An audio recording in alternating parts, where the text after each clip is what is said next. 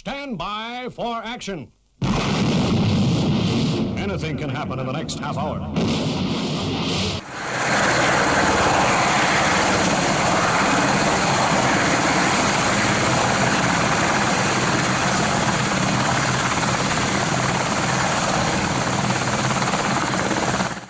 A very, very good evening to you, and welcome along to, hey, it's not a Friday night, it's a Monday evening, and a very special show coming up for you this evening. Yesterday, we went down to a fabulous air show down at Old Warden for the Shuttleworth Collection Air Show. Absolutely brilliant. And coming up for you, we've got some really special items. So, hey, sit back, make sure that you've got the sound nicely turned up, because the sound of some of these aircraft are absolutely stunning. But coming up, we've got this wonderful aircraft, which one of my favorite displays of the week, the de Havilland Comet. That's coming up.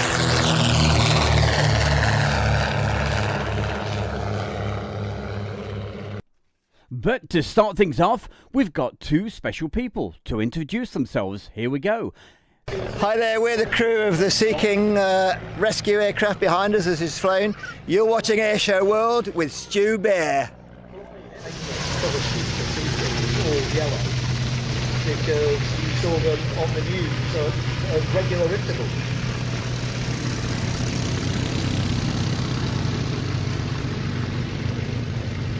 HC2s.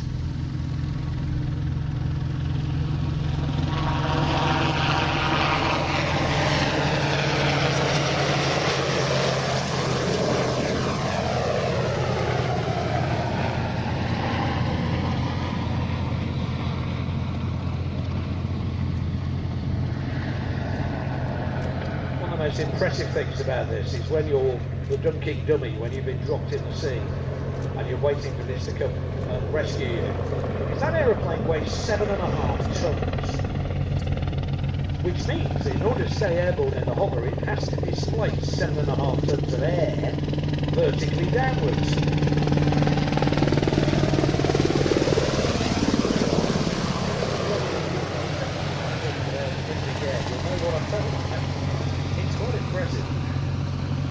These helicopters, when they were in RAF service, provided 24-hour search and rescue cover and 15-minute readiness in daylight, 45-minute readiness at night. And they form part of a nationwide search and rescue service, which also included helicopters flown from 2 Royal Navy bases, 4 HM Coast Guard bases, plus 4 RAF rescue crews, all coordinated by the Airborne Rescue Coordination Centre and RAF hydraulically operated main rescue hoists, the electrically operated emergency rescue hoists, also have a lot of electric connections and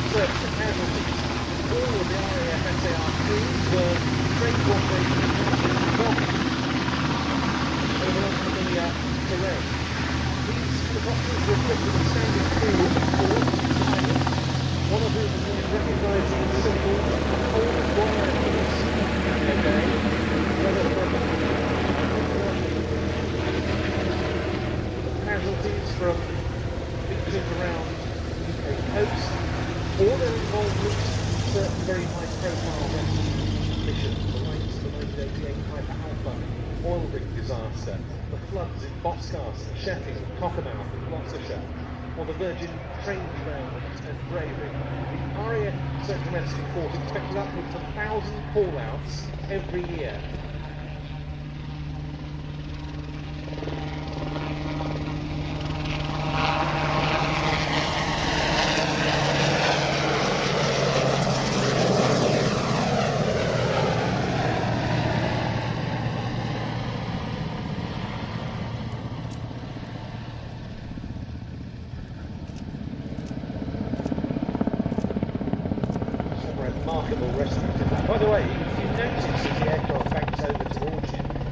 of the rotor blades, the top bits, painted yellow. And that's because that's to enable them to time the rotor.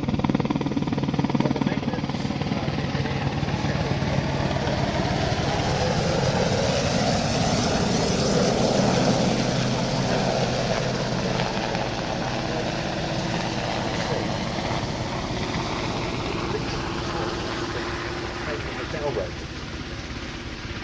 but some remarkable recipes, without doubt one of the most amazing pieces of film I've ever seen.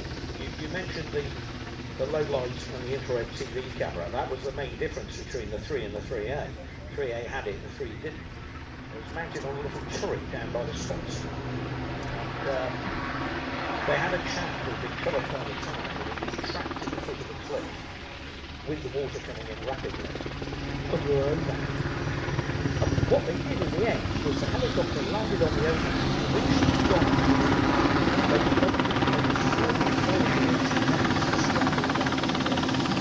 the helicopter came back to a hover outside the ocean,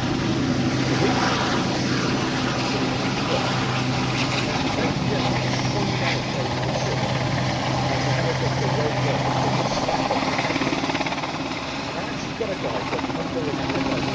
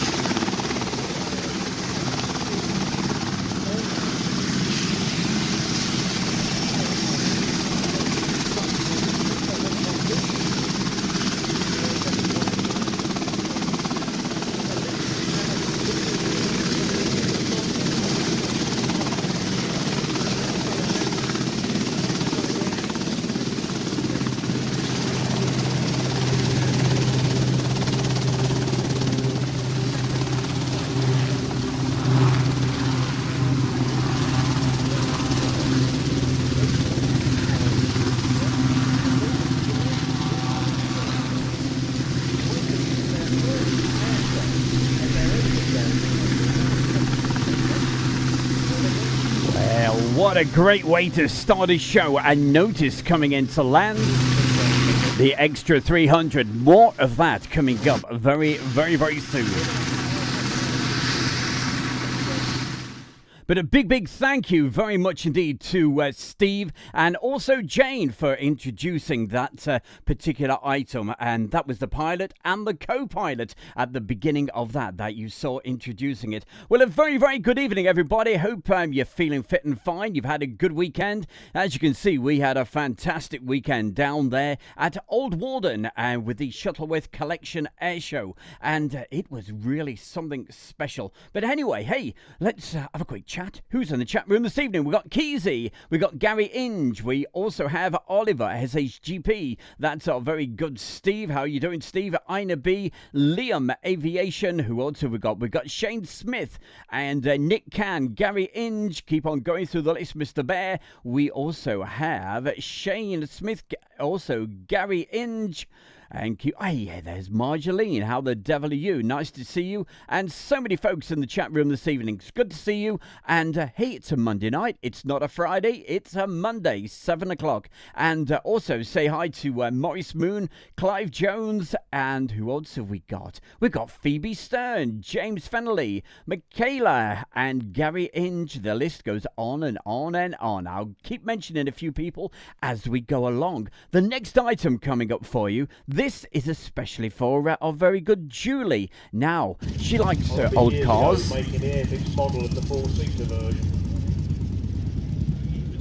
She also likes the new cars as well, as we'll find out on the Friday night show.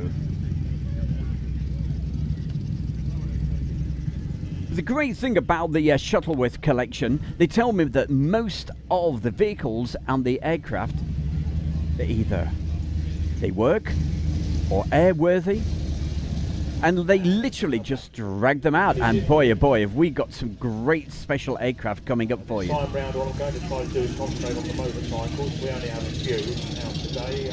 It's a question of having enough people who can ride them. I do qualify, but unfortunately I can't be down there and up here at the same time. But if anybody... They're coming up for you right now. The wonderful Sound of Freedom. Enjoy this.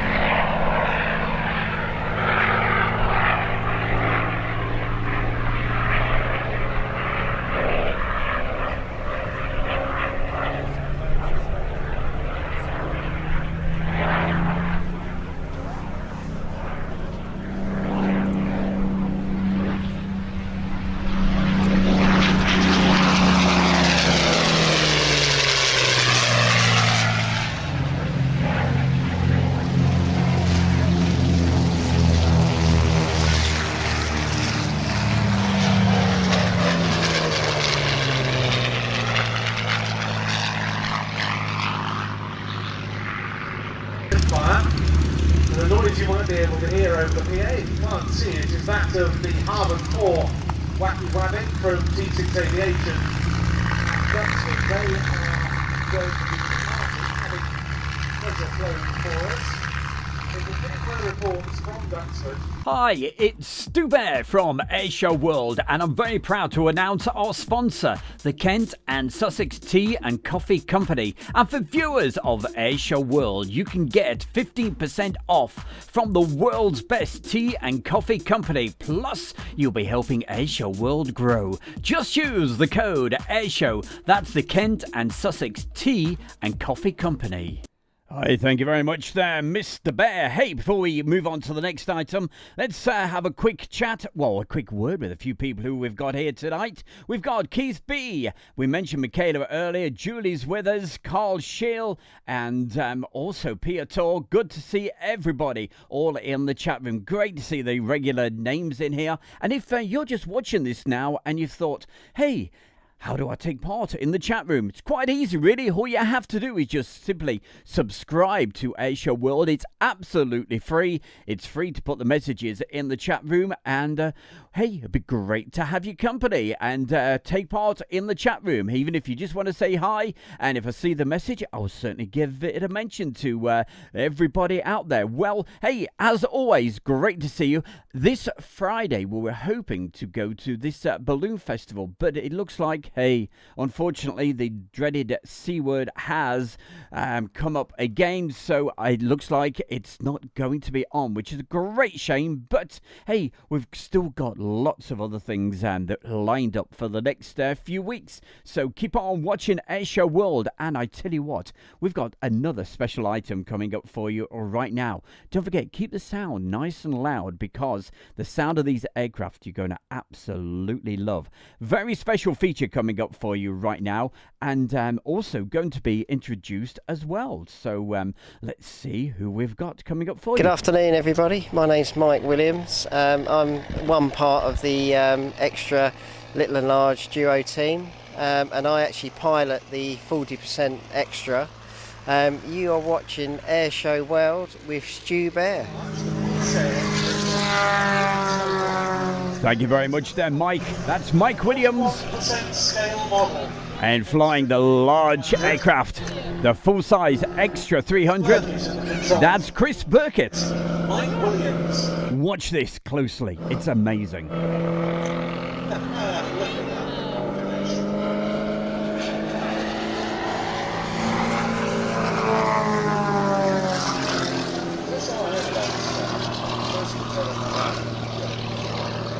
But to fly a coordinated rotary control model with full-size aircraft just requires such incredible skill. You guys were talking to each other all the time on the radio. It's infectious activities and stuff like that.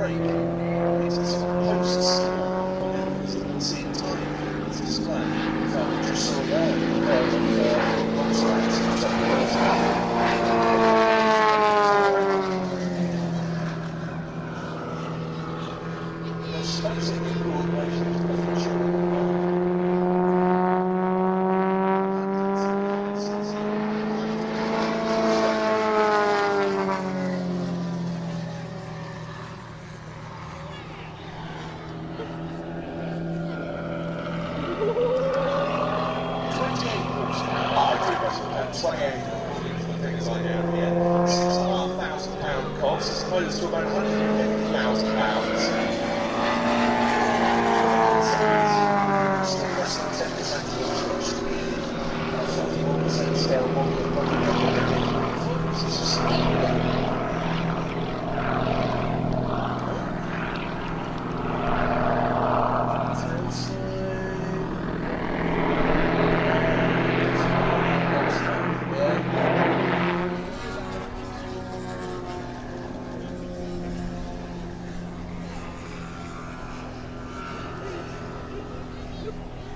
lost count of how many hesitation points he made there and how many full rolls. Rolling round a loop, that's not something many full-size aircraft can do. What's nice nowadays is the two extras are both of the same colour scheme, which is that of Global Stars aerobatic team that we saw Chris performing as a part of at our Festival of Britain air show back in June.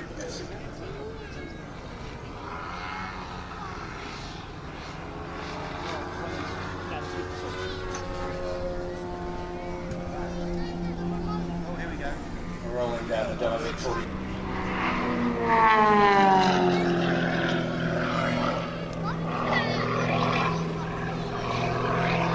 That requires a degree of timing that is almost supernaturally.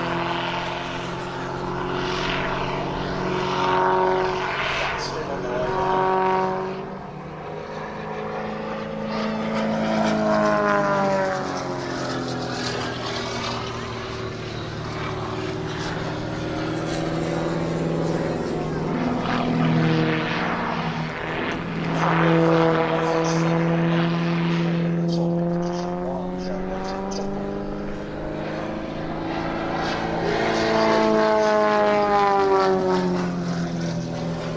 So much excess power so bad it's driven so easily.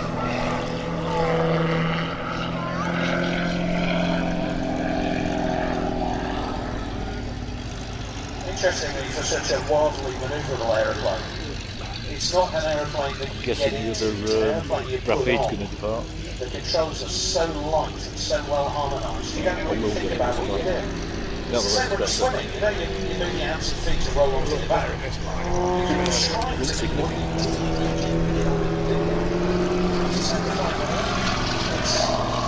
It's almost effortless. That's just a lovely area. Coming together now for a series of closer, coordinated passes down the line. Crystal slips on the state of potential overtake.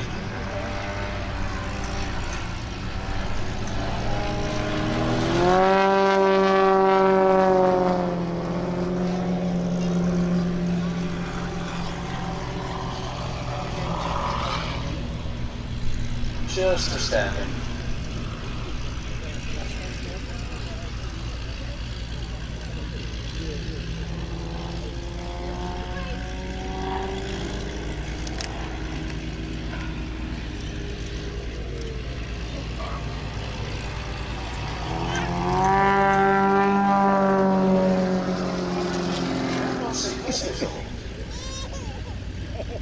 Formation landing? Okay, now that is different.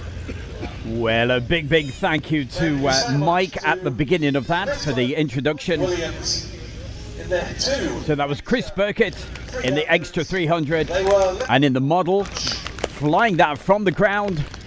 That was Mike Williams. Absolutely amazing. And don't forget, he's on the ground and he's flying it remotely. Absolutely amazing. Certainly hope as if you enjoyed that. And yesterday at the air show, I just couldn't believe it because we were so much closer to the actual display. So with that particular feature, it just seemed even closer. So hope you enjoyed that. We've got a few more items still to come tonight, including some very old aircraft that I never thought could even fly, but the conditions were just about right to get some of the Edwardian aircraft actually flying. So we'll have a quick look at a couple of those, including the very first one that we're going to see right now. Now, when you see this, you're probably going to think of those magnificent men in the flying machine. That's exactly what it was. It's the Avro triplane.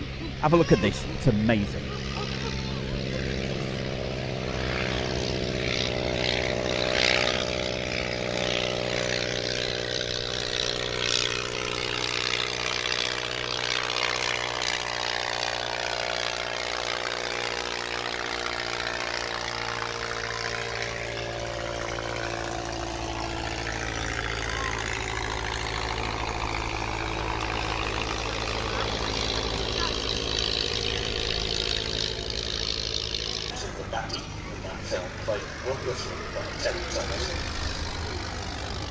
see the air armour hiss.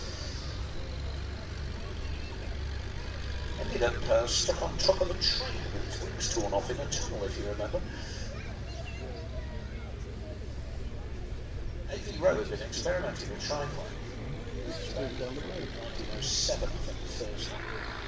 And it had originally been built, originally been based in Brooklands, but fell out of the race course that it was first moved to the railway entrance down in the south of London. It's maintained this construction of triplane, some of which are very straightforward because they have two sets of triplane wings. One of them are ready for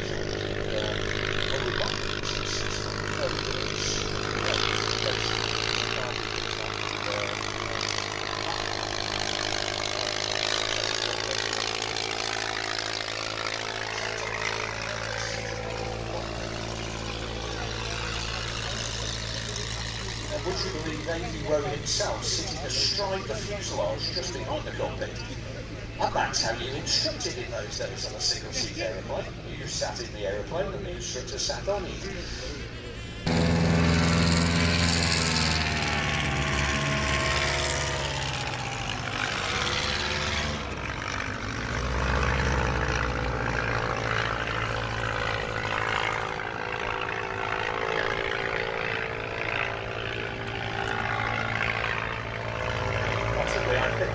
And yes, these are real aircraft. They're not models, they are the full size.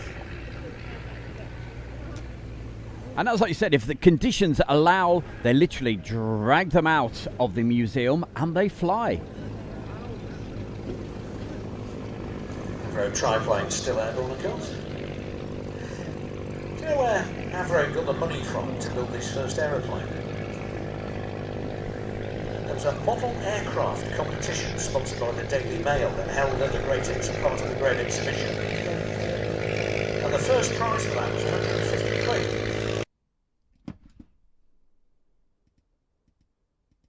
Now, AV Row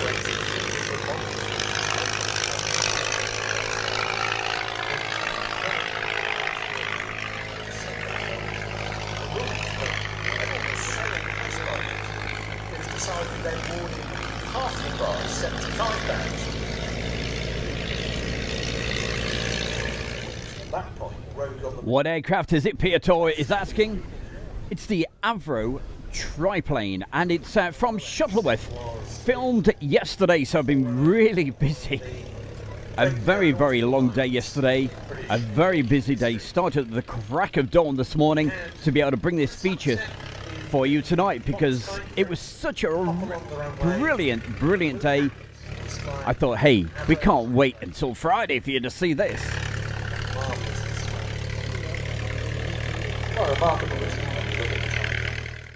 And actually, it was the very first time I've been to Old Warden, to the Shuttleworth collection.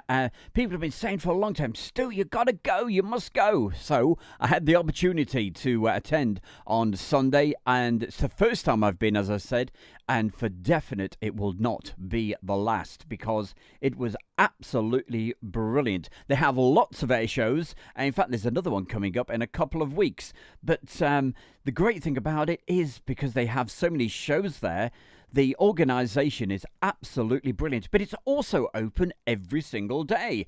And you can just go along. I think it's about £15 each to go for the day. And you could just look around the museums and have something to eat and what have you. There's a cafe. The surroundings are absolutely beautiful. So it's the sort of place I will definitely be heading back to, even when there's not an air show. It's definitely worth going, but hopefully, with a bit of luck, I shall be back there again for an air show very, very soon. Meanwhile, back to the chat room. Got to say hi to Davey. Hello, Davey. Also, Architect Design, Al Monkey, I think it is. Hello to you. Nick Can, Laura is with us. Shane Smith.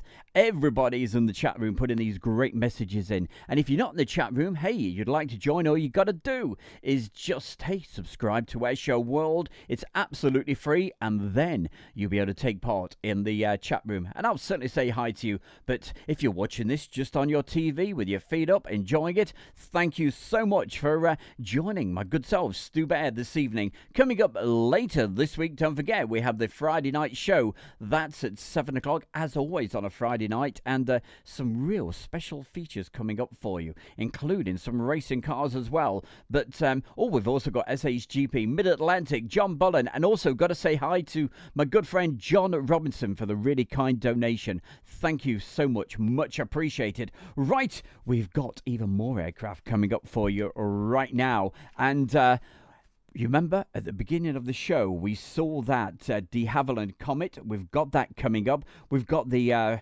Percival Mughal, also the Miles Hawk Speed 6. That's coming up for you. All those three, and they all do a solo display as well. But to start things off, we should see all three flying in formation. Let's see if that's what's coming up for you. Hey, Clive Everly, thank you so much for your kind donation as well.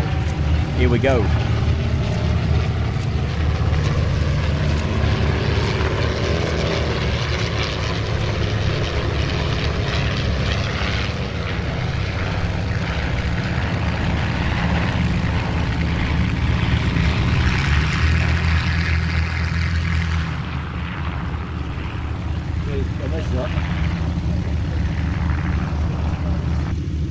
Absolutely fascinating trio of aircraft these, all designed purely as racing machines, all British, all classic and all original.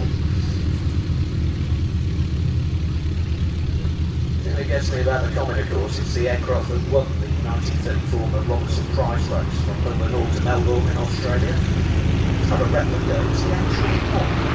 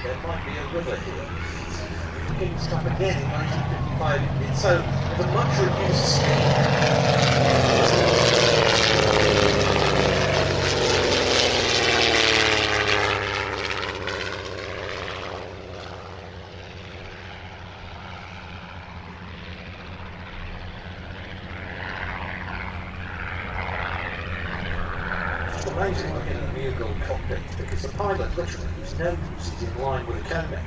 So anything sticking above the cone is his eyes. And you can't see where you're going, you can't see where you've been. All you can do is look down sideways behind the wing and see where you are in the back. All the way down to the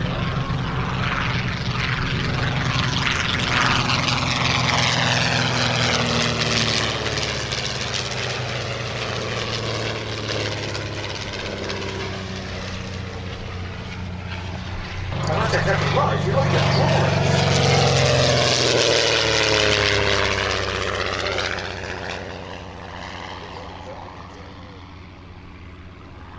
Covered by a small top. It's intended this aircraft not just as a racer but also as a rather practical tour. This one first flown in June 1930, led by Miles himself. It was one for content, racing pride and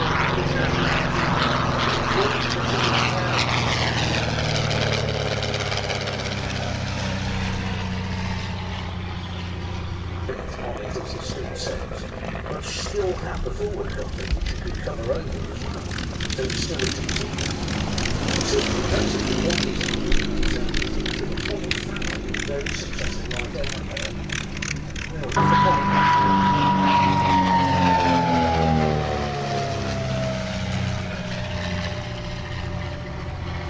One of the last of the three Speed 6s was the M2U model, which was an open cockpit machine.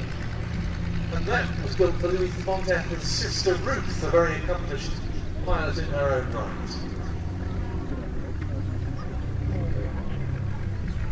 The reason I like the Speed 6 so much is because it was once described to me as the world's only Art Deco aeroplane, and as such it is.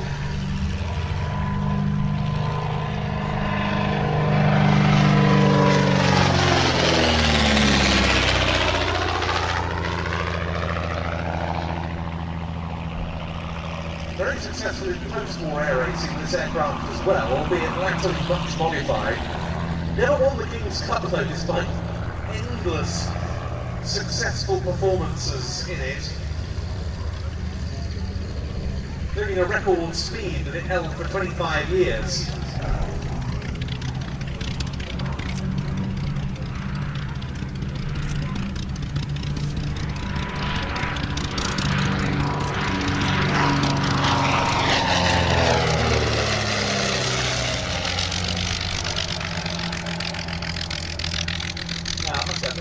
The last entry was absolutely amazing with that story of this aircraft is a specifically aimed at killing Hillary Hitler, yeah, in a secret mission. How is that? There's something like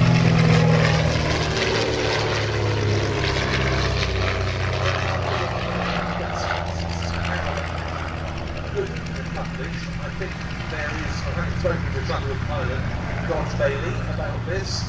Little doubt that the aircraft could have got there, could have made it there, but it's the weapon delivery onto a moving vehicle on the Unter Linden in the centre of Berlin that perhaps is the most questionable aspect.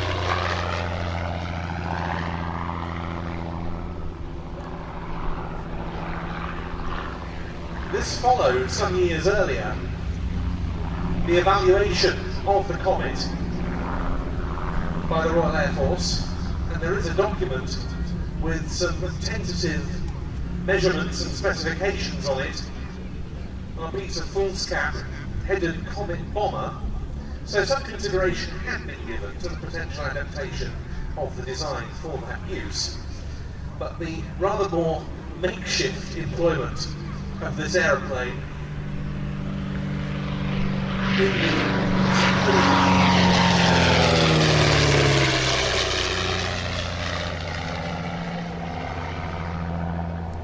about which Clouston wrote many years later in his memoir Dangerous Skies was a whole different enterprise. That's interesting you say all that, because I'd heard that I never knew about the bomb.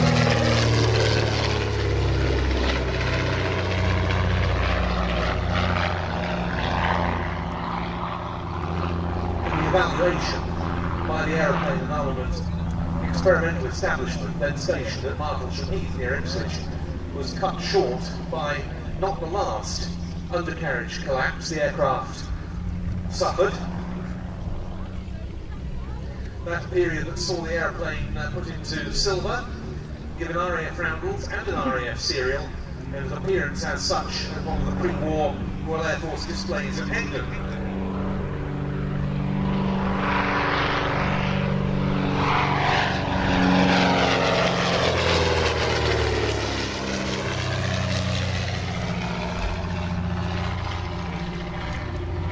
Sail that, and you can Ben Clouston and journalist Victor Ricketts setting a new London to New Zealand record, and again on the return, which is still unbeaten. A remarkable aeroplane, without doubt, and as you say, famous for just one race, but it did actually so much. I still love the idea of that thing flapping down into dead low at 100 feet with a pilot going, that looks about right. Three aircraft in our racers formation today. The Comet flown by Jean-Michel Munn, the Eagle by Chris Huxton, and the Hawk Speed 6 by Willie Hammond. Beautifully done both. Oh, what can I say? Hey, I certainly wasn't saying anything while that was flying. I really hope you enjoyed that. Not just the video, but I certainly, if you didn't have headphones on or had that in stereo, I certainly recommend you do, because the sound was absolutely amazing. Wonderful aircraft, and I saved that until last because I must admit that is definitely my favourite aircraft that I saw throughout the Sunday air show, the de Havilland Comet. Absolutely brilliant. I hope you've enjoyed today's show. It's short but sweet. Don't forget, we'll be back on Friday night for the 60-minute show, the usual Friday night show at 7 o'clock. But who knows? Hey, I could be live at any time. That's why it's the most important thing is making sure you subscribe to Airshow World and hitting that option. It's a little bell icon that gives you the option to be able to get the notifications, and it'd be great to have your company every time. This particular video, hey, it was a very late night last night getting back, and an early morning start as well yesterday, and early morning start this morning to get this actually prepared, edited and out for you guys. There's a lot more video to come from this particular air show, and a lot more from when we were at Duxford the week before. So keep tuned to Airshow World, and you'll know the moment we put more videos out, because if you've got those notifications working, you'll certainly get them. But if you're just watching this on your TV and think, yeah, hey, that's a good idea, I'll subscribe. Well, it's absolutely free. Free to watch, free to put a message in the chat room, and of course free to subscribe. It'll be great to see you. Just before I go this evening, I'm just going to say hi to a few more people that have just popped up in the chat room. Hi to Bulldog 617 Squadron, also to Phil Tovey. Pia Tor is with us, Mid-Atlantic. We've got Kevin Henry, Mike B. We've got Laura somewhere in here. I think one of the Lauras was asking, when are you at East Mids next? I'll be there very, very soon, okay? You'll know when I'm there because you'll get those messages. But hey, to everybody tonight, thank you so much. I hope you've had a great, if you've enjoyed it, don't forget, if for anybody late popping along, you can always watch this again. It'll be on Airshow World, the first page. Thanks to Maurice Moon and everybody else, Nick Can, and everybody that's been putting the great messages into the chat room this evening. Have a fantastic rest of your Monday evening, and hey, we will see you again a little later in the week. You take care, and don't forget, keep on following Airshow World, and we'll see you next time. Thank you, and a very, very good night. Thank you. Hi, it's Stu Bear from Airshow World, and I'm very proud to announce our sponsor, the Kent and Sussex Tea and Coffee Company. And for viewers of Airshow World, you can get 15% off from the world's best tea and coffee company. Plus, you'll be helping Airshow World grow. Just use the code AIRSHOW. That's the Kent and Sussex Tea and Coffee Company.